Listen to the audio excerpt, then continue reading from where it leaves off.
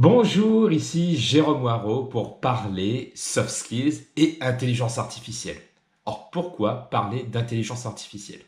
Parce qu'il y a de nombreuses entreprises qui me contactent aujourd'hui pour réaliser des conférences sur ce sujet, parce qu'il y a beaucoup d'inquiétudes du fait que l'intelligence artificielle ou la digitalisation des métiers aujourd'hui va rendre certaines compétences, notamment des compétences techniques, obsolètes.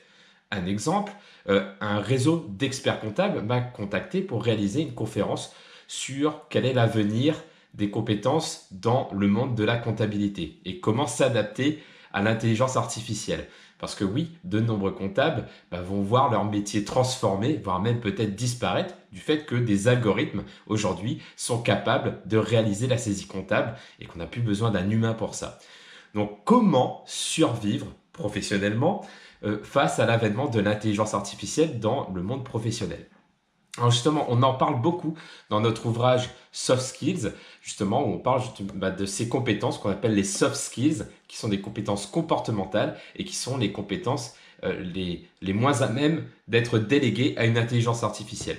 Alors, quand je suis en conférence, généralement, je parle souvent des métiers et notamment de trois types de métiers, qui sont les trois types de métiers que l'on voit aujourd'hui. Il y a tout d'abord les métiers disparaissants. Oui, des études le montrent, des métiers vont disparaître parce que l'intelligence artificielle sera plus performante qu'un humain pour réaliser certaines tâches. Donc il y a des métiers disparaissants. Si votre métier n'est pas disparaissant, il est peut-être émergent, c'est-à-dire des métiers qui n'existent pas encore ou qui sont en train d'émerger du fait donc des nouvelles opportunités qu'apporte la digitalisation et l'intelligence artificielle. Donc là, ce sont des métiers émergents.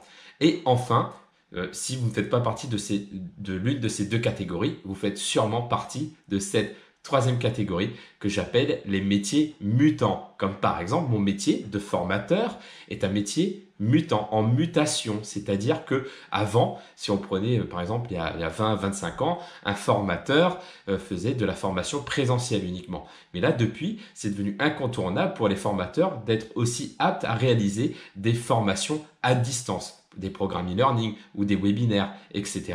Parce qu'aujourd'hui, ça fait partie réellement de cette nouvelle manière d'accompagner et de former. Donc, comment faire justement si vous faites partie de l'une de ces trois catégories?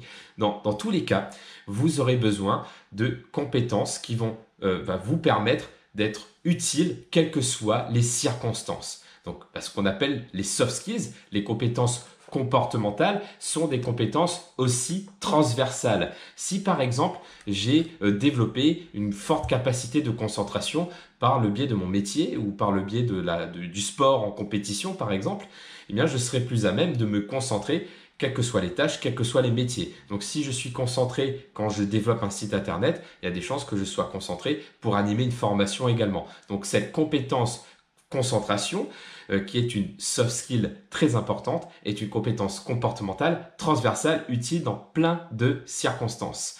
Donc c'est pour ça que les soft skills sont très importantes pour s'adapter face à ces changements qu'apporte l'intelligence artificielle, parce qu'elles seront utiles quel que soit le métier. Même si vous êtes dans le cas de figure d'un métier disparaissant, vous pourrez toujours rebondir grâce à ces compétences parce qu'elles seront utiles dans d'autres métiers que vous pourrez exercer. Si vous êtes dans un métier mutant, vous allez pouvoir par exemple exercer plusieurs types de métiers différents ou plusieurs types d'activités différentes et ces soft skills vont toujours rester. Ou enfin, les métiers émergents.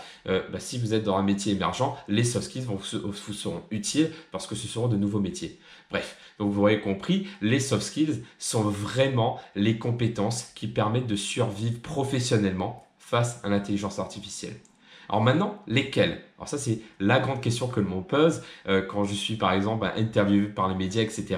L'une des grandes questions, c'est OK, quels sont les soft skills à développer au 21e siècle? Pour moi, il y a, on va dire, deux grands types de compétences à développer, qui cachent d'autres compétences, bien entendu. La première, c'est notre capacité à nous adapter. Parce que oui, nous sommes dans un monde changeant et justement, comme le dit Darwin, ce sont les personnes qui sont les plus aptes à s'adapter au changement qui survivent. Donc vraiment, l'adaptabilité. L'adaptabilité qui repose à la fois sur de l'intelligence émotionnelle, comment je vais gérer mes émotions, comment je vais réussir à rester, on va dire pragmatique, plutôt que de tomber dans la panique pour pouvoir apporter de vraies solutions à des problèmes. Donc il y a cette dimension intelligence émotionnelle. Il y a également, toujours dans l'adaptabilité, il y a également la créativité, parce que c'est la créativité qui permet d'apporter des solutions nouvelles à des problèmes. Et d'ailleurs, le numéro 2 de l'entreprise Alibaba recommande vraiment de travailler cette compétence créativité qui pour lui est la compétence numéro 1 pour survivre face à l'intelligence artificielle. Parce qu'aujourd'hui, l'intelligence artificielle n'est pas encore, a priori, capable d'être créative sur de la résolution de problèmes. Donc voilà pour l'adaptabilité. Ensuite, la deuxième compétence clé à développer, la deuxième soft skill importante à développer au XXIe siècle selon moi, c'est la capacité à apprendre. Apprendre à apprendre. Apprendre à apprendre qui repose sur à la fois la capacité à désapprendre, à se libérer de l'obsolète pour faire de la place à de la nouveauté, mais aussi à capacité justement à apprendre de nouvelles choses. Et donc là, il existe plein d'outils que l'on transmet justement sur passiondapprendre.com ou sur lesintelligences.com comme la lecture rapide, le mind mapping, les techniques de mémorisation, les stratégies d'apprentissage, etc. Et aussi, autre point que je me rends compte qui devient de plus en plus important, Laurent Alexandre en parle beaucoup, notamment quand il parle justement de la condition de l'humain face à l'intelligence artificielle, c'est la culture générale. Mais pour moi, en tout cas, la culture générale appliquée, c'est-à-dire celle que l'on peut utiliser dans notre quotidien, qu'il soit professionnel ou personnel. Pas juste remplir son cerveau avec de l'information pas forcément utile. Et d'autant plus que la culture générale est un vrai entraînement du cerveau. Et c'est pour ça que je suis ravi de contribuer à ce site lesintelligences.com ou même de le consommer, ce site, parce que je suis un grand utilisateur de ce site également, lesintelligences.com, qui apporte justement du savoir, qui extrait du savoir issu des meilleurs livres d'entrepreneuriat, de développement personnel et aussi qui touche au cerveau et à l'apprentissage de manière générale. Donc vraiment travailler votre culture générale, et même si c'est vrai qu'avant en conférence je disais que la culture générale ça sert à rien parce que c'est dans Google, mais finalement si on réfléchit en termes de compétences plutôt qu'en termes de capitalisation de savoir, c'est important parce que développer sa culture générale, notamment par la lecture, c'est aussi entraîner son cerveau et entraîner son cerveau à être créatif en créant de nouvelles connexions neuronales par rapport à différentes idées que l'on peut avoir. Parce que oui, la culture générale permet d'avoir plus d'informations, nous permettant d'être plus créatifs et d'apporter de nouvelles solutions à des problèmes. Donc oui, il y a toute cette dimension entraînement du cerveau, et je vais terminer là-dessus, c'est que face à l'intelligence artificielle, nous avons besoin de cultiver l'intelligence humaine. Et comment on cultive l'intelligence humaine? C'est par l'entraînement du cerveau. L'entraînement du cerveau, notamment par la lecture rapide ou par le mind mapping. Ça, c'est vraiment un sujet qui me tient à cœur, comme vous le savez, là, surtout depuis ma victoire au championnat du monde, et surtout le parcours que j'ai réalisé pour y arriver. Je me suis vraiment entraîné pendant plusieurs semaines comme un compétiteur de haut niveau où j'ai entraîné mon cerveau comme si j'entraînais mon corps.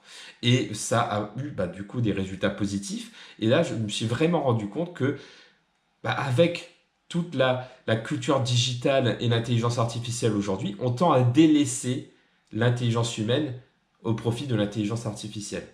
Et c'est dommage parce qu'on est en train d'atrophier notre cerveau alors qu'on peut continuer à l'entraîner par de la lecture, l'entraîner également par de la prise de parole en public, comme là je suis en train de le faire.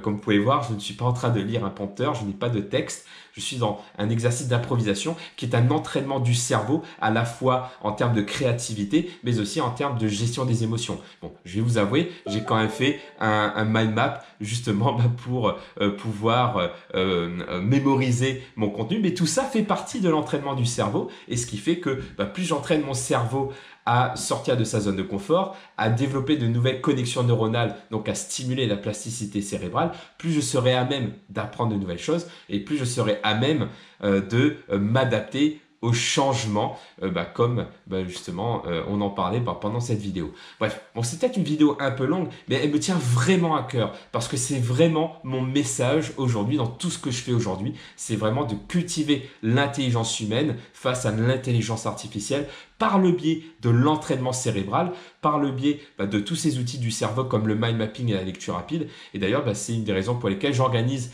aussi des ateliers sur le sujet. Et le prochain aura lieu à Paris, donc le le 5 avril 2019. Si cela vous intéresse, je vous mets le lien en dessous de la vidéo. Et bien entendu, si vous voulez échanger sur ces sujets passionnants, que ce soit sur les soft skills, que ce soit sur le mind mapping ou l'avenir du travail, le futur de l'emploi et des compétences, je serai ravi de pouvoir échanger avec vous. J'échange régulièrement avec des journalistes à ce sujet. Et je peux, avec grand plaisir, échanger avec vous également. Sur ce, je vous souhaite une très bonne journée et surtout, prenez soin de votre cerveau. À bientôt!